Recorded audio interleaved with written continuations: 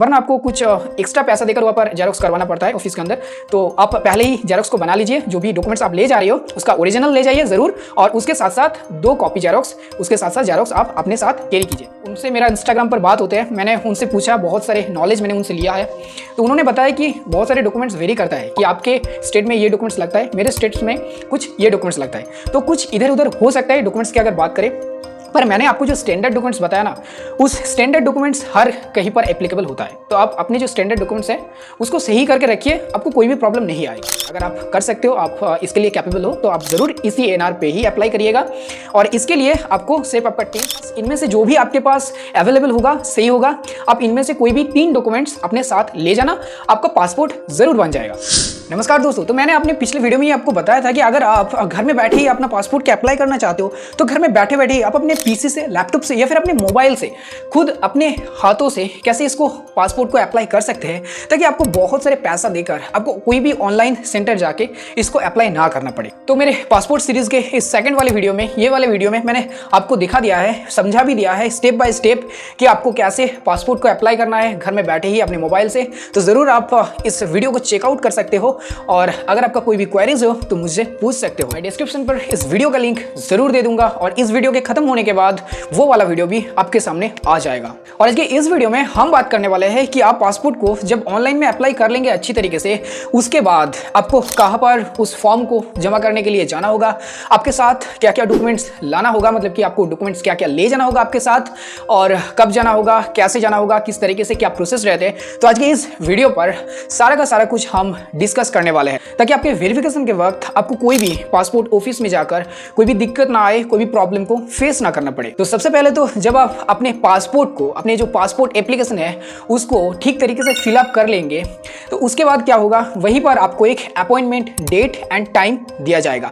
आपके जो फॉर्म निकलेगा, हार्ड कॉपी निकलेगा, उसमें वो जो अपॉइंटमेंट डेट एंड टाइम है वो मेंशन कर दिया जाएगा। तो आप भी अगर अपना फॉर्म फिलअप कर चुके हो, पासपोर्ट अप्लाई कर चुके हो, तो आपको भी एक ज़रूर हार्ड कॉपी दिया गया है या फिर आपने निकाला होगा, जिसमें कहां पर आपको जाना है वो टाइम एंड डेट आपको ज़रूर दिया गया है। तो आप अपने फॉर्म को देखिए, वहाँ पर एक वेन्यू दिया गया है, प्लेस दिया गया है, तो उसी के हिसाब से ही आपको जाना होगा। तो यूजुअली क्या होता है कि हमारा जो पासपोर्ट हम जब अप्लाई करते हैं, जिस दिन हम पासपोर्ट को अप्लाई करते हैं ऑनलाइन में, उसके कुछ दिन बाद हमें अपॉइंटमेंट डेट दिया जाता है, अपॉइंटमेंट टाइम दिया जाता है, क्योंकि स्लॉट बुकिंग कभी कभी करना डिफ़िकल्ट हो जाता है, थोड़े बहुत ट्रैफिक रहते हैं, पर कभी कभी अगर अच्छा हुआ तो आपको अगले वाले दिन भी मिल जाते हैं, 2 या 3 दिन के अंदर भी आपको मिल जा सकता है। तो यूजुअली जो टाइम रहता है वो सुबह के 10 बजे से टाइम रहता है, जब ऑफिस आवर शुरू होता है।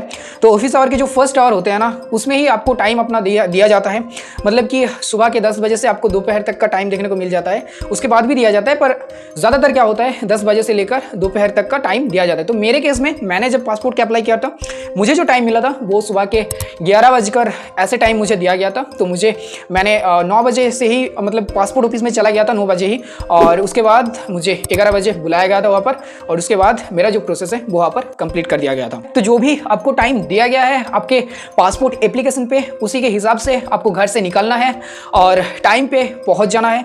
उसके बाद आपका जो मैं यहाँ पर आपको फिर से बोलना चाहूँगा कि आपका पासपोर्ट ऑफिस कोई आरपीओ हो सकता है, मतलब कि रीजनल पासपोर्ट ऑफिस हो सकता है, या फिर पीएसके पासपोर्ट सेवा केंद्र होता है। तो आपके नियरेस्ट जो होता है, जो भी पासपोर्ट ऑफिस है आपके नियरेस्ट, उसको आपको सिलेक्ट करना है जब आप फॉर्म को फिलअप कर रहे हो। तो सबसे पहले तो अगर हम बात करें सिंपल फ्रेश पासपोर्ट को आप अगर नॉर्मल वे में, तत्काल में नहीं बल्कि नॉर्मल वे में बना रहे हो, तो इसके लिए हमें क्या क्या डॉक्यूमेंट्स चाहिए होगा। तो मैं एक बात आपको बताना चाहूँगा कि यहाँ पर आपको ज़्यादा कुछ डॉक्यूमेंट्स की बिल्कुल ज़रूरत नहीं पड़ते हैं। चंद कुछ डॉक्यूमेंट्स है, अगर आपके पास वो सही है, एक टर्म आपको याद रखना है कि सही चीज़, मतलब कि आपके जो भी डॉक्यूमेंट्स आप प्रोवाइड कर रहे हो ना पासपोर्ट ऑफिस में वेरिफिकेशन के लिए, जो भी आप ले जा रहे हो, वहाँ पर गलत चीज़ नहीं होना चाहिए। बस एक बात का आपको ध्यान रखना है, अगर गलत चीज़ हो गया तो आपको थोड़ा बहुत दिक्कत आएगा, आपको कुछ और एडिशनल चीज़ है उस फॉर्म को सही करने के लिए, या फिर डॉक्यूमेंट्स में आपका जो भी रॉन्ग चीज़ लिखा हुआ है उसके प्रोस्पेक्टिव में आपको सही चीज़ दिखाने के लिए कुछ एडिशनल चीज़ें जैसे एफिडेविट और भी बहुत सारी चीज़ें जो उसके साथ आपको जमा करना पड़ता है। तो सिर्फ कुछ डॉक्यूमेंट्स ही आपको चाहिए, और जो डॉक्यूमेंट्स आप ले जाएंगे वो सही होना चाहिए। बस अगर ये हो गया तो आपका पासपोर्ट बिल्कुल वेरीफाई हो जाएगा। तो अगर नॉर्मल पासपोर्ट की हम बात कर रहे हैं, तो यहाँ पर आपको 4 तरीके का डॉक्यूमेंट्स यहाँ पर सबमिट करना होता है। तो पहला होता है आइडेंटिटी डॉक्यूमेंट्स। आपका कोई भी आइडेंटिटी डॉक्यूमेंट्स है, मैं इसके बाद आ रही हूँ कि आइडेंटिटी डॉक्यूमेंट्स में आप क्या क्या डॉक्यूमेंट्स में दे सकते हो, आपके पास कौन सा डॉक्यूमेंट्स है। आप कोई एक डॉक्यूमेंट्स दे देना, तो मैं इसका लिस्ट आपको बता रही हूँ। तो पहले मैं बता दूँ कि क्या 4 टाइप का या 4 कैटेगरी का क्या जो डॉक्यूमेंट्स होता है आपको चाहिए। तो पहला होता है आइडेंटिटी डॉक्यूमेंट्स, दूसरा होता है आपका बर्थ डॉक्यूमेंट्स, मतलब कि बर्थ सर्टिफिकेट जो भी है, मतलब कि आपका जो डेट ऑफ बर्थ है उसके प्रूफ के लिए एक सर्टिफिकेट चाहिए, ठीक है। तीसरा वाला जो चीज़ है वो है आपका एड्रेस डॉक्यूमेंट्स। एड्रेस डॉक्यूमेंट्स मतलब एड्रेस प्रूफ डॉक्यूमेंट्स, आपका एड्रेस जहाँ पर है उसको प्रूव करता है जो भी डॉक्यूमेंट्स, उसके रिगार्डिंग आपको कोई भी एक डॉक्यूमेंट्स दे देना है। और अगर आप ECR या फिर ECNR, ECR का मतलब शायद आपको पता है, इमिग्रेशन चेक रिक्वायर्ड, मतलब कि अगर आपका क्वालिफिकेशन 10th क्लास के नीचे है तो आपको यहाँ पर ECR का पासपोर्ट दिया जाएगा। पर अगर आपका क्वालिफिकेशन के 10th के ऊपर है तब आप ECNR मतलब कि इमिग्रेशन चेक नॉट रिक्वायर्ड, इस कैटेगरी में आप पासपोर्ट को अप्लाई कर सकते हो, जो कि अच्छा है। अगर आप कर सकते हो, आप इसके लिए कैपेबल हो, तो आप ज़रूर ECNR पे ही अप्लाई करिएगा। और इसके लिए आपको सिर्फ आपका 10th का पास सर्टिफिकेट या फिर 12th का पास सर्टिफिकेट या फिर ग्रेजुएशन का पास सर्टिफिकेट, जो भी आपके पास सही हो। मैं फिर से बोल रही हूँ कि जिस डॉक्यूमेंट्स में भी आपका नाम सही है वही डॉक्यूमेंट्स को आपको लेके जाना होगा। तो अगर बात करें सबसे पहले आइडेंटिटी डॉक्यूमेंट्स में, तो इस आइडेंटिटी डॉक्यूमेंट्स में आपको बहुत सारे डॉक्यूमेंट्स का ऑप्शन मिल जाएगा। इन सारे डॉक्यूमेंट्स में से आपके पास जो अवेलेबल हो, आपके पास जो सही हो, उनमें से कोई एक डॉक्यूमेंट्स आपको चुन लेना है। तो क्या है उन सब डॉक्यूमेंट्स, चलिए आपको बताते हैं। तो सबसे पहले तो नंबर 1 आपका आधार कार्ड। आइडेंटिटी डॉक्यूमेंट्स के हिसाब से ये आधार कार्ड आपका चल जाएगा। दूसरा वाला जो होता है वोटर ID कार्ड। तीसरा वाला जो ऑप्शन है पैन कार्ड। चौथा वाला ऑप्शन है ड्राइविंग लाइसेंस।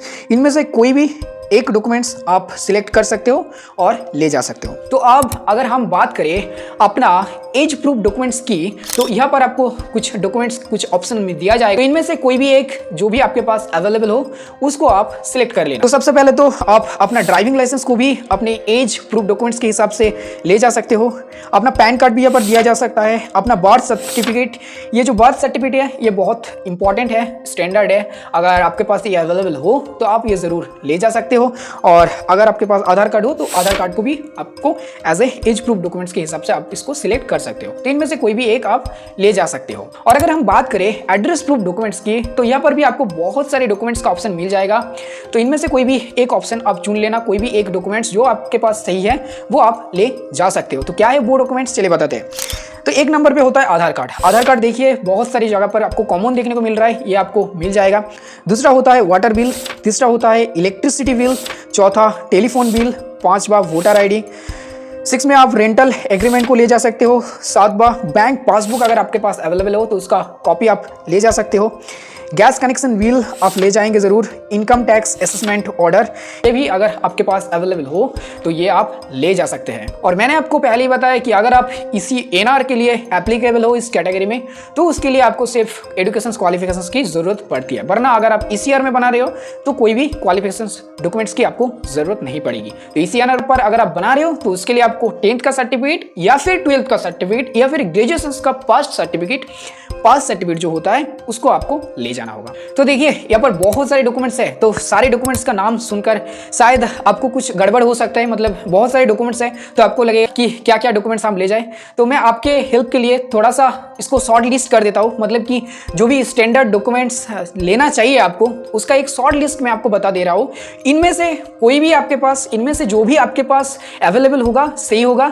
आप इनमें से कोई भी 3 डॉक्यूमेंट्स अपने साथ ले जाना, आपका पासपोर्ट जरूर बन जाएगा। पहले नंबर पर आता है आधार कार्ड। देखिए आधार कार्ड हर जगह अवेलेबल है एंड आधार कार्ड हर जगह पर एप्लीकेबल है। तो आपके पास अगर सही आधार कार्ड है तो मेरा सजेशन है कि आप आधार कार्ड को जरूर ले जाइए। सेकंड नंबर पर आता है अपना पैन कार्ड। देखिए पैन कार्ड में आपका ID प्रूफ भी हो जाता है और आपका एज प्रूफ भी हो जाता है। तो अगर आपके पास पैन कार्ड है, आपके पास अगर आधार कार्ड है तो ये दोनों ले जाइए। थर्ड आता है बैंक पासबुक। अगर आपके पास कोई भी बैंक, SBI हो, UBI हो, कोई भी बैंक में अगर आपका खाता है तो उसका एक कॉपी आप अपने साथ ले जाइए। चौथे नंबर पर होता है बर्थ सर्टिफिकेट। अगर आपके पास बर्थ सर्टिफिकेट सही है तो आप बर्थ सर्टिफिकेट को जरूर ले जाइए। 5वें नंबर पर वोटर ID कार्ड। अगर आपके पास वोटर ID कार्ड है तो इनमें भी ये भी आप ले जा सकते हो और इसमें भी आपका जरूर बन जाएगा। और अगर आप ECNR पर कैटेगरी पर बना रहे हो अपना पासपोर्ट तो इसके लिए आपको बस अपना एजुकेशन क्वालिफिकेशंस जो भी आपके पास पास सर्टिफिकेट है 10th 12th या फिर ग्रेजुएशन का, उनमें से कोई भी आप ले जाएंगे। तो इतने सारे डॉक्यूमेंट्स में से आपको 2 या 3 डॉक्यूमेंट्स ही लगेगा। आधार कार्ड अगर आपके पास है, पैन कार्ड अगर आपके पास सही है, अगर आपके पास वोटर कार्ड सही है, अगर आपके पास बैंक पासबुक है, तो इनमें से कोई भी दे दीजिए ना, कोई भी 2 दे दीजिए और उसके साथ साथ आपका एजुकेशन का कोई भी एक सर्टिफिकेट दे दीजिए। आपका जो पासपोर्ट है वो बिल्कुल तैयार हो जाएगा। अब अगर हम बात करें तत्काल पासपोर्ट के बारे में, तो तत्काल पासपोर्ट में आपको मैंने जो फ्रेश पासपोर्ट के लिए जो भी डॉक्यूमेंट्स लगता है, मैंने जो बताया वही लगता है। सिर्फ कुछ 1 या 2 डॉक्यूमेंट्स ऐसे हैं जो तत्काल पासपोर्ट पर जब आप अप्लाई करेंगे तब आपको ये मैंडेटरी होगा, पासपोर्ट ऑफिस में ये आपको दिखाना होगा, ले जाना होगा। तो क्या डॉक्यूमेंट्स रहता है वो है आपका बर्थ सर्टिफिकेट। अब देखिए, ये जो बर्थ सर्टिफिकेट वाला डॉक्यूमेंट्स है वो बहुत स्टेट वाइज वेरी करता है। मतलब किसी स्टेट में आपको बर्थ सर्टिफिकेट पासपोर्ट ऑफिस में ले जाना होगा, उसको दिखाना होगा, उसका कॉपी जमा करना होता है। ये मैंडेटरी होता है, जो कि मेरे स्टेट में है, मेरे साथ भी हुआ है। मैंने पिछले वाले वीडियो में इसके बारे में आपको बताया भी है। पर कुछ स्टेट में बर्थ सर्टिफिकेट की जगह स्कूल लिविंग सर्टिफिकेट भी लिया जाता है। स्कूल लिविंग सर्टिफिकेट अगर आपके पास है तो वो भी उसके हिसाब से भी आपको ये कर दिया जाता है। तो बर्थ सर्टिफिकेट तत्काल में लगेगा या फिर नहीं लगेगा, ये स्टेट वाइज वेरी करता है। मैं आपको कोई भी फेक चीज़ नहीं बता रही हूँ। देखिए, ये मेरा मकसद नहीं है कि मैं आपको फेक चीज़ बताऊँ। मैं आपको क्यों फेक चीज़ बताना चाहूँगा, मेरा कोई भी मकसद नहीं है। मेरा मकसद है कि आपको कोई भी प्रॉब्लम ना आए। पर कभी कभी क्या होता है कि स्टेट वाइज कुछ डॉक्यूमेंट्स वेरी करते हैं। मैंने बहुत सारे पासपोर्ट जिन्होंने बनाए हैं, बहुत सारे अलग अलग स्टेट में, मेरे स्टेट को छोड़कर बहुत सारे अलग अलग स्टेट में मैंने जो भी पासपोर्ट बनाए हैं, उनसे मेरा इंस्टाग्राम पर बात होते हैं। मैंने उनसे पूछा, बहुत सारे नॉलेज मैंने उनसे लिया है। तो उन्होंने बताया कि बहुत सारे डॉक्यूमेंट्स वेरी करता है कि आपके स्टेट में ये डॉक्यूमेंट्स लगता है, मेरे स्टेट्स में कुछ ये डॉक्यूमेंट्स लगता है। तो कुछ इधर उधर हो सकता है डॉक्यूमेंट्स की अगर बात करें।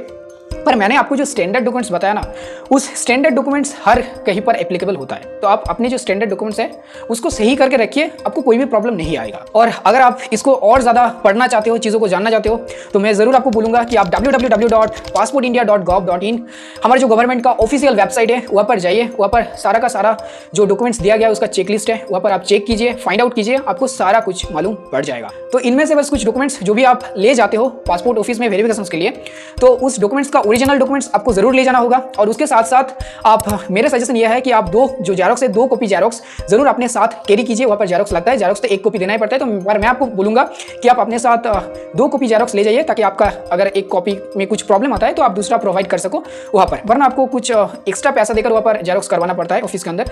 तो आप पहले ही जेरोक्स को बना लीजिए। जो भी डॉक्यूमेंट्स आप ले जा रहे हो उसका ओरिजिनल ले जाइए जरूर, और उसके साथ साथ 2 कॉपी जेरोक्स, उसके साथ साथ जेरोक्स आप अपने साथ कैरी कीजिए। और उसके साथ साथ आप 2 कॉपी मिनिमम अपना पासपोर्ट साइज फोटो रिसेंटली तुला हुआ जरूर ले जाइए अपने साथ। तो जिस दिन आपका वेरिफिकेशन है उस दिन आपको आपका ये डॉक्यूमेंट्स ले जाना होगा। उसके बाद आप ऑफिस में जब जाएंगे, एंटर करेंगे, तब क्या किया जाएगा, आपको आपके हिसाब से, आपके अपॉइंटमेंट के टाइम के हिसाब से आपको वेरीफाई किया जाएगा। आपके पासपोर्ट में जो भी नाम है, जो भी एड्रेस दिया हुआ है, सब कुछ आपका, अपने जो डॉक्यूमेंट्स आप प्रोवाइड करेंगे वहाँ पर, उस डॉक्यूमेंट्स के साथ आपके पासपोर्ट में जो आपने प्रोवाइड किया है नेम वगैरह, वो सही से चेक किया जाएगा। और उसके बाद जो अगर सही हो गया वो वेरीफाई कर देंगे। उसके बाद क्या करेंगे कि आपका लाइव फिंगरप्रिंट वहाँ पर लिया जाएगा और आपका एक लाइव फोटो वहाँ पर आपका खींचा जाएगा। उनके पास DSLR रहता है, तो उस DSLR से आपका एक अच्छा सा फोटो वो वहीं पर खींच लेंगे। और बस इस तरीके से सब कुछ डॉक्यूमेंट्स अगर सही है तो बस कुछ समय के भीतर ही आपका जो वेरिफिकेशन है वो बिल्कुल कंप्लीट हो जाएगा। इसके बाद क्या होगा कि जब आपका वेरिफिकेशन वहाँ पर कंप्लीट हो जाएगा तो उसके 7 दिन के बाद ही या फिर 7 दिन के अंदर अंदर ही क्या होगा कि आपका डॉक्यूमेंट्स आपके जो भी नियरेस्ट पुलिस स्टेशन है वहाँ पर दिया जाएगा, वहाँ पर सेंड किया दिया जाएगा पुलिस वेरिफिकेशन के लिए। इसके बाद आपको पुलिस वेरिफिकेशन के लिए कॉल किया जाएगा और वहाँ पर भी आपको कुछ डॉक्यूमेंट्स है जो वहाँ पर आपको शो करना होगा। अब ये पुलिस वेरिफिकेशन कैसे होता है, यहाँ पर भी क्या क्या डॉक्यूमेंट्स आपको देखने को मिलता है, कितने दिन के अंदर ये पुलिस वेरिफिकेशन कंप्लीट हो जाता है, आपको क्या क्या इस पुलिस वेरिफिकेशन के वक्त आपको क्या क्या प्रोवाइड करना पड़ता है, इन सब सारी चीज़ों के बारे में मैं ज़रूर आपको बताऊंगा पर अपने नेक्स्ट वाले वीडियो में, क्योंकि ये वाले वीडियो बहुत बड़ा हो जाएगा, क्योंकि ये भी एक प्रोसेस होता है, अलग प्रोसेस होता है। ये पर भी बहुत सारी चीज़ है जिसके बारे में हमें बात करना होगा, तो लॉन्ग वीडियो हो जाएगा। और जैसे कि आप सबको पता है कि मैं पासपोर्ट कैसे बनाए इस टॉपिक के ऊपर एक सीरीज़ बना रही हूँ, वीडियो सीरीज़ बना रही हूँ, और आज का इस वीडियो मेरा तीसरा वीडियो है। तो मैं सीरियली सारा का सारा कुछ मैं स्टेट आपको एक्सप्लेन करते जाएंगे, स्टेट करते जाएंगे, बताते रहेंगे, ताकि आपको कोई भी प्रॉब्लम ना आए। और इसके बाद हमारा जो अगला वाला वीडियोस आएगा वहाँ पर हम बात करेंगे कि अगर आपके डॉक्यूमेंट्स में कोई प्रॉब्लम है, अगर आपके डॉक्यूमेंट्स में रॉन्ग चीज़ है, स्पेलिंग गलत है, एड्रेस गलत है, या फिर आपका बर्थ सर्टिफिकेट गलत है, तो आपको क्या करना होगा। तो सारे के सारी चीज़ हम सीरियली बताते रहेंगे। तो अगर आपको भी पासपोर्ट के बारे में कुछ जानना है, कुछ क्वेरीज है, तो आप मुझे कमेंट में ज़रूर पूछ सकते हो, मैं ज़रूर रिप्लाई करूँगा। ये मेरा आपसे प्रॉमिस है। मैं जितने भी जल्दी आपका कमेंट देखूंगा, जितना जल्दी कमेंट देखूंगा उसको ज़रूर, जब भी मैं फ्री होऊंगा मैं रिप्लाई कर दिया करूँगा। मेरे सारे वीडियोज़ में आप जाके चेक कर सकते हो, मेरे सारे वीडियोज़ में जो भी भी रिप्लाई दिया है, जो भी कमेंट किया है मैंने ज़रूर रिप्लाई दिया है। तो आप कंफर्म रहिए कि अगर आप कोई क्वेश्चन मुझे पूछते हो, अगर मैं जितना भी जल्दी अवेलेबल हो जाता हूँ तो आपका उसको रिप्लाई ज़रूर मिलेगा।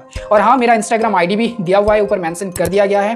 तो अगर वहाँ पर आपको कुछ प्रॉब्लम होता है तो वहाँ पर आप मुझे डायरेक्ट कॉल भी कर सकते हो। मैंने ऐसे बहुत सारे व्यूअर्स से डायरेक्ट कॉल भी किया है जो बहुत अलग अलग स्टेट्स में रहते हैं, तो उनसे मैंने डायरेक्ट इंस्टाग्राम पर कॉल भी किया है। तो आप ये भी कर सकते हो। तो पासपोर्ट से रिलेटेड कोई भी चीज़ के लिए आप हमारे चैनल के साथ जुड़ सकते हैं, हमारे चैनल को सब्सक्राइब जरूर कर सकते हैं। और अगर आपका वेरिफिकेशन कंप्लीट हो चुका है तो आपको आपके स्टेट में क्या क्या डॉक्यूमेंट्स लगा है, क्या क्या रिक्वायर्ड हुआ है, तो आप वो भी मुझे कमेंट में बता सकते हैं। तो बस आज के लिए इतना ही। पासपोर्ट रिलेटेड मेरा जो पिछला वाला वीडियोस है वो आप जरूर चेकआउट कर सकते हो, शायद आपका कोई काम आ जाए। और हाँ, ऐसे इन्फॉर्मेटिव वीडियोस के लिए सिर्फ पासपोर्ट के ऊपर नहीं बल्कि अलग अलग टॉपिक के ऊपर कुछ इन्फॉर्मेशन जाने के लिए, ग्लोबली जो भी कुछ हो रहा है उसके ऊपर कुछ इन्फॉर्मेशन लेने के लिए या फिर जानने के लिए आप जरूर हमारे फैमिली का एक मेंबर बन सकते हैं, प्राउड मेंबर बन सकते हैं। तो आपसे मेरा यही रिक्वेस्ट रहेगा कि प्लीज़ चैनल को सब्सक्राइब जरूर कर लीजिए। तो आप देखते रहिए, मैं मिलती हूँ इसके नेक्स्ट वीडियो में आपके साथ। तब तक के लिए आप स्वस्थ रहिए, सावधान रहिए। जय हिंद, जय भारत।